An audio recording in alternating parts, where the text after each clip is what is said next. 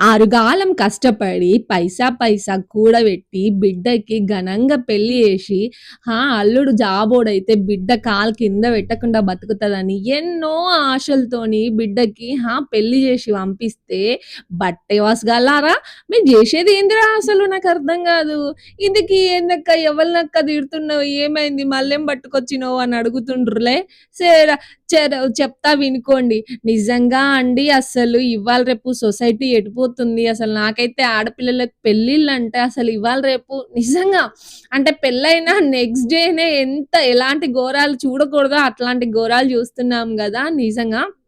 ఇందుకేమైందంటే తండాలో అంట అండి మన దగ్గరే మన తెలంగాణ స్టేట్‌లోనే వాళ్ళు లంబాడీస్ అంట పాపము 6 గలం వాళ్ళు 25,00,000 అంటే పాపం వాళ్ళు కూడా 25,00,000 కట్నం ఇచ్చారంట అండి. అల్లుడు ఏమంటారు జాబ్ చేస్తాడు కదా! బిడ్డ సుఖంగా బతుకుతది నా బిడ్డ అనేసి ఇద్దరే పిల్లలంట. ఒక బాబు, ఒక పాప.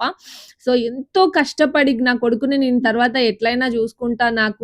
నా ఏమంటారు ఓపికనంతా చేసుకొని నేను తర్వాత నా కొడుకుని ఎట్లాగో అట్లా సాక్కుంటా గానీ, నా బిడ్డ మంచిగుండాలి అన్న ఉద్దేశ్యం కొద్దీ అమ్మ, నాన్న ఇద్దరు కలిసి 25,00,000 గోల్డ్ అంతా పెట్టి ఘనంగా పెళ్లి చేస్తే 3 నెలలు గూడా తిరగక ముందే దొంగ సచ్చినోడు టార్చర్ పెట్టడం స్టార్ట్ చేశాడంట వాడికి. అదే విలేజ్‌లో ఇంకో అమ్మాయితో ఎఫ్ఐఆర్ ఉందంట. ఆ ఏడుపు ఏదో ముందే ఏడుస్తే అయిపోయేది కదా! నాకు నచ్చలేదు ఈ పెళ్లి అని తర్వాత సావు కబురు చల్లగా చెప్తున్నాడంట.